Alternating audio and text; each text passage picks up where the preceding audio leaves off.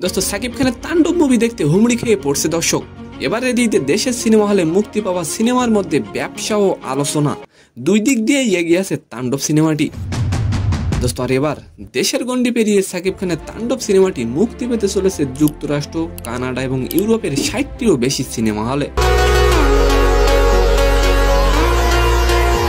আচ্ছা, আপনি যদি তাণ্ডব মুভি দেখে থাকেন তাহলে তাণ্ডব মুভিটি নিয়ে অবশ্যই একটি কমেন্ট করে যাবেন। দোস্ত দেশের বাইরে তাণ্ডব রিলিজের দায়িত্ব রয়েছে বায়োস্কোপ ফিল্মস। দোস্ত তারা বলেন সাকিব খানের ছবির ক্ষেত্রে সবসময় একটু বড় পরিসরেই ভাবতে হয়, কারণ সাকিবের ফ্যানবেসটা বিশাল। দোস্ত তবে নেটিজেনরা মনে করছেন রাফির তাণ্ডব সিনেমাটিও বিদেশেও দারুণ দর্শক টানবে। দোস্ত ছবিটি নিয়ে রায়হান রাফি বলেন তাণ্ডব পয়সা উসুল সিনেমা। দোস্ত দেশের হলে তাণ্ডবের অগ্রিম টিকিট সোল্ড আউট, আগামী ৪ দিনের সকল টিকিট বিক্রি হয়ে গেছে।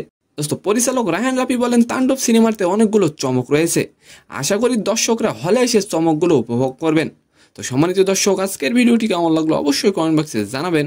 আর ভিডিওটি যদি ভালো লাগে অবশ্যই একটি লাইক দিয়ে আমাদের চ্যানেলটিকে সাবস্ক্রাইব করে দিবেন। ধন্যবাদ।